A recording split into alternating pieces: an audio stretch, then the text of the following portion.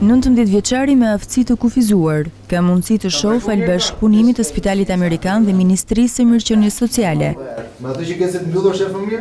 Me të Rio. Me të Rio? Shumë mirë. Mos e harxho? Jo. Sebastian Sinomati vuante nga një sëmundje gjenetike e quajtur neurofibromatoz, një sëmundje e rrallë tumorale e cila e kishte dëmtuar totalisht shikimin në syrin e djathtë. Ai u nënshtrua para një jave në Spitalin Amerikan ndërhyrjes së transplantit të kornes në njërin sy.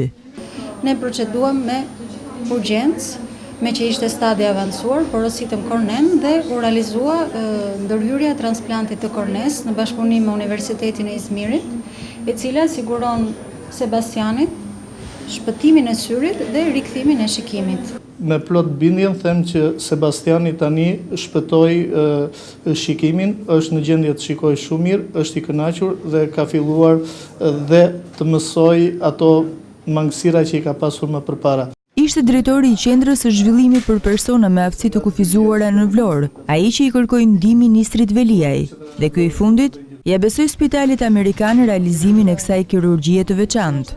Në rastin konkret ne duhet të importonim, në fakt një organ njerëzor human nga Shtetet Bashkuara të Amerikës që ka i kosto.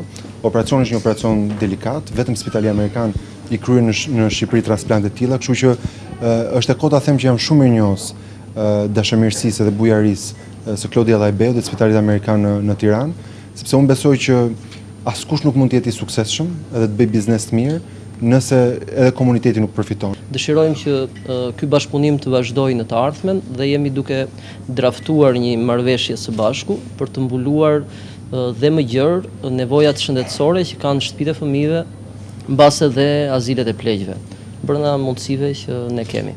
Dhe kjo do të bëhet së shpejti.